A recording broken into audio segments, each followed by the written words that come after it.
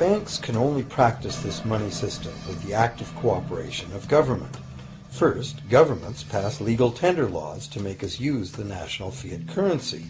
Secondly, governments allow private bank credit to be paid out in this government currency. Thirdly, government courts enforce debts. And lastly, governments pass regulations to protect the money system's functionality and credibility with the public, while doing nothing to inform the public about where money really comes from. The simple truth is that when we sign on the dotted line for a so-called loan or mortgage, our signed pledge of payment, backed by the assets we pledge to forfeit should we fail to pay, is the only thing of real value involved in the transaction. To anyone who believes we will honor our pledge, that loan agreement or mortgage is now a portable, exchangeable, and saleable piece of paper. It's an IOU. It represents value and is therefore a form of money. This money the borrower exchanges for the bank's so-called loan. Now, a loan in the real world means that the lender must have something to lend. If you need a hammer, my loaning you a promise to provide a hammer I don't have won't be of much help. But in the artificial world of money, a bank's promise to pay money it doesn't have is allowed to be passed off as money, and we accept it as such.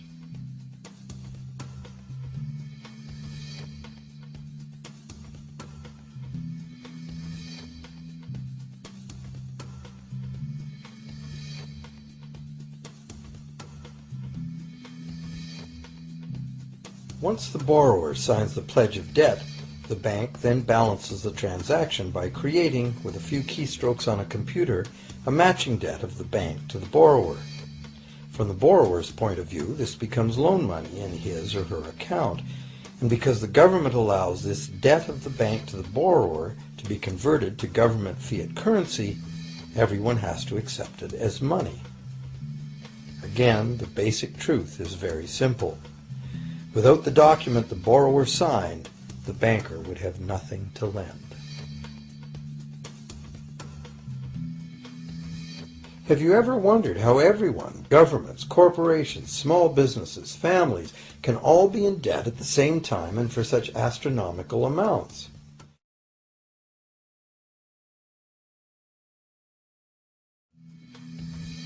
Have you ever wondered how everyone, governments, corporations, small businesses, families, can all be in debt at the same time and for such astronomical amounts? Have you ever questioned how there can be that much money out there to lend? Now you know. There isn't. Banks do not lend money. They simply create it from debt.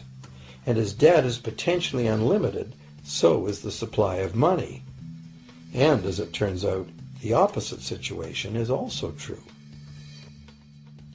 Isn't it astounding that despite the incredible wealth of resources, innovation, and productivity that surrounds us, almost all of us, from governments to companies to individuals, are heavily in debt to bankers? If only people would stop and think, how can that be? How can it be that the people who actually produce all the real wealth in the world are in debt to those who merely lend out the money that represents the wealth? Even more amazing is that once we realize that money really is debt, we realize that if there was no debt, there'd be no money.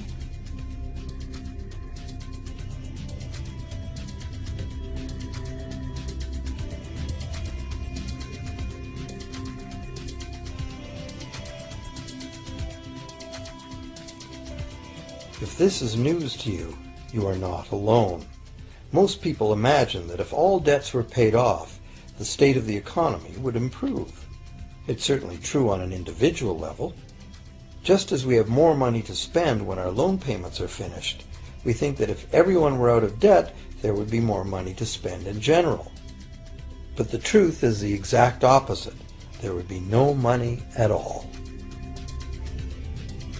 There it is.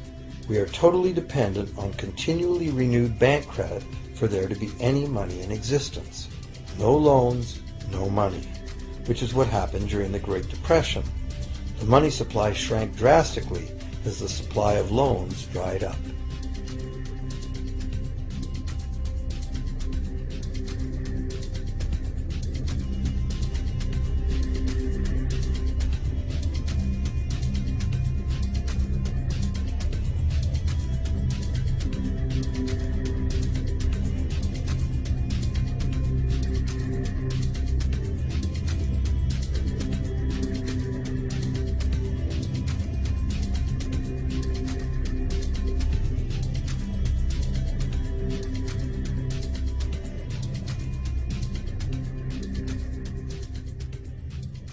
that's not all. Banks create only the amount of the principal. They don't create the money to pay the interest. Where is that supposed to come from? The only place borrowers can go to obtain the money to pay interest is the general economy's overall money supply. But almost all that overall money supply has been created exactly the same way, as bank credit that has to be paid back with more than was created. So everywhere there are other borrowers in the same situation, frantically trying to obtain the money they need to pay back both principal and interest from a total money pool which contains only principal. It is clearly impossible for everyone to pay back the principal plus interest because the interest money doesn't exist. This can even be expressed by a simple mathematical formula. The big problem here is that for long-term loans such as mortgages and government debt, the total interest far exceeds the principal. So unless a lot of extra money is created to pay the interest, it means a very high proportion of foreclosures and a non-functioning economy. To maintain a functional society, the rate of foreclosure needs to be low. And so, to accomplish this, more and more new debt money has to be created to satisfy today's demands for money to service the previous debt. But of course, this just makes the total debt bigger, and that means more interest must ultimately be paid, resulting in an ever-escalating and inescapable spiral of mounting indebtedness.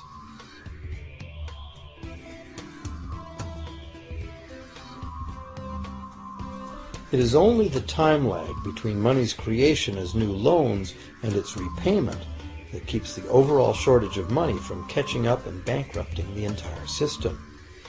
However, as the bank's insatiable credit monster gets bigger and bigger, the need to create more and more debt money to feed it becomes increasingly urgent. Why are interest rates so low?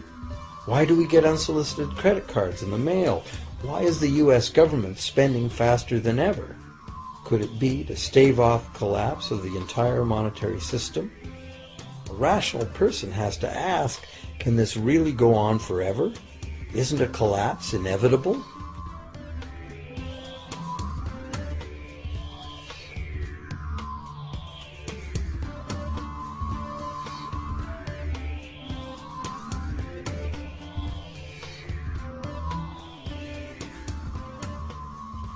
Money facilitates production and trade. As the money supply increases, money just becomes increasingly worthless unless the volume of production and trade in the real world grows by the same amount. Add to this the realization that when we hear that the economy is growing at 3% per year, it sounds like a constant rate, but it's not. This year's 3% represents more real goods and services than last year's 3% because it's 3% of the new total. Instead of a straight line, as is naturally visualized from the words, it is really an exponential curve getting steeper and steeper. The problem